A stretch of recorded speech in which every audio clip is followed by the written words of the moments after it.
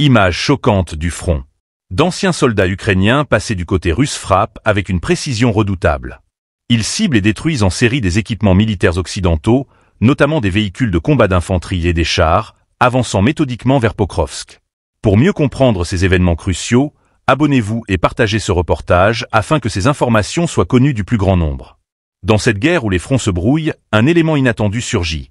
Les forces du détachement Maxime Krivono, composées de soldats ayant quitté les rangs ukrainiens, frappent fort contre ce qu'ils appellent les symboles de l'intervention occidentale. Aux abords de Pokrovsk, 2 véhicules de combat d'infanterie M2 Bradley, accompagnés d'un véhicule blindé MRAP, ont été méthodiquement détruits dans le secteur du village de Shevchenko. Les vidéos et témoignages sur place montrent des frappes précises et coordonnées, marquant un coup dur pour l'armement fourni par l'OTAN. Mais ce n'est pas tout. 2 chars lourds T-72 ont également été ciblés avec succès. L'un a été neutralisé près de Novo-Alexevka, l'autre dans la région de Shevchenko, à quelques kilomètres seulement des premières lignes stratégiques. Ces pertes, bien que limitées en nombre, soulignent une tendance inquiétante. L'équipement occidental, censé donner un avantage stratégique à l'Ukraine, se retrouve parfois à la merci de ceux qui connaissent parfaitement ses failles, ayant combattu à ses côtés auparavant. Les experts militaires s'interrogent. Comment ces défections influencent-elles le rapport de force ?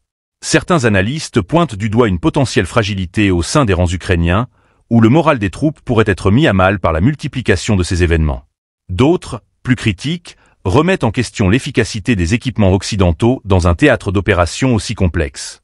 Pourtant, ce ne sont pas les seules questions soulevées. Le détachement Maxime Krivono semble opérer avec une précision logistique impressionnante, utilisant non seulement des informations stratégiques collectées sur le terrain, mais également une connaissance approfondie des tactiques et équipements ennemis. Leur progression vers Pokrovsk semble calculée, visant à frapper là où cela fait le plus mal, les symboles mêmes du soutien international à l'Ukraine. Au-delà des chiffres, ce sont les implications humaines et politiques qui retiennent l'attention. Ces actes de destruction massive posent des questions troublantes sur l'évolution de la guerre. Les images de véhicules en flammes et de carcasses métalliques fumantes rappellent brutalement la réalité du conflit. Une guerre où alliance et trahison redéfinissent chaque jour le champ de bataille.